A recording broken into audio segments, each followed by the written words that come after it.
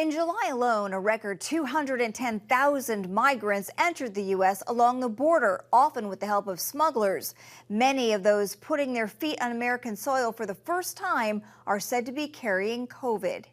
Detention facilities out of space, agents overwhelmed, and border communities like McAllen, Texas, in a state of emergency. It's an issue, and I keep on saying we shouldn't have to be dealing with.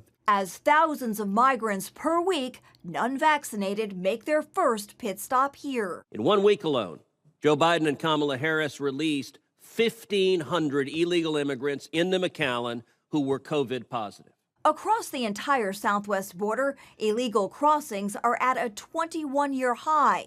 Judging from the number of people I'm seeing down here on Mexico's southern border in the city of Tapachula, those numbers could be about to get very much worse. Swarms of people, including 19,000 plus unaccompanied children, turning themselves into agents in July. Our drone video showing a massive group of illegal immigrants being held by Border Patrol under Anzalduas Bridge. It's the largest group we have ever seen. Critics are sounding the alarm across the country, blaming Biden's border policies. They will defend the illegal immigrants against the right of Americans. Day after day, hundreds of thousands of migrants landing in communities across the nation via planes, trains, and automobiles. Why don't you get this border secure? And until you do that, I don't want to hear a blip about COVID from you.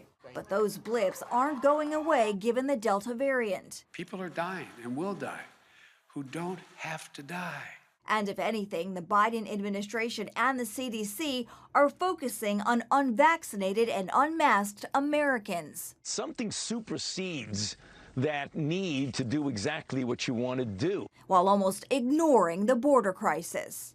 Actions like that causing some on the left to call for the president to impose order on the increasingly out-of-control migration. The Washington Post editorial board is as liberal as they come, probably the most liberal paper in the nation, competing with the New York Times. They know that this is a politically toxic issue.